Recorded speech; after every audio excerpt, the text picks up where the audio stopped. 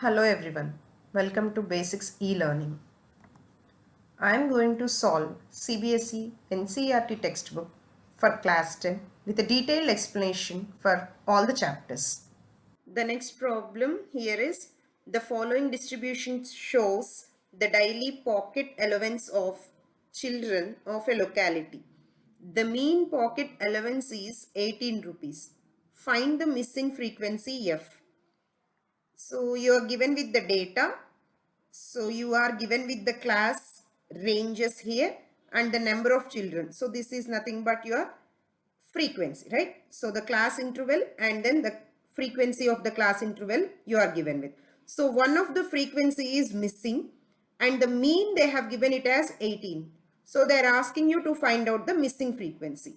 So if you see here, the numbers are not in hundreds. So definitely no need to go with the step deviation method. Still again, the numbers are not less than 10, right? So if you go with direct method also, it will be like a big calculation. So I'll go with the shortcut method here as they have not mentioned any of the method. So I am choosing the shortcut method. So first we will write xi from this class range interval. So 11 and 13. So the middle one is 12, 13 to 15, 14, 15 to 17. Next is that is 16, then 18. You have 20, 22 and 24, right? So this is the data, right? So xi you are given with. Then the frequency fy, you can write it down. So that is 7, 6, 9, 13, f we don't know, 5 and 4. So as I am following here the shortcut method, so I have to assume the mean a. So the assumed mean is nothing but the average. So you just take the middle number here. So that we have 1, 2, 3, 4, 5, 6, 7 data points. So I am taking 18 as my assumed mean. So a is equal to 18. So the next is deviation. Di is equal to xi minus 18, the third column. So write it down. 12 minus 18 is minus 6. 14 minus 18 is minus 4. 16 minus 18 minus 2. 18 minus 18 0.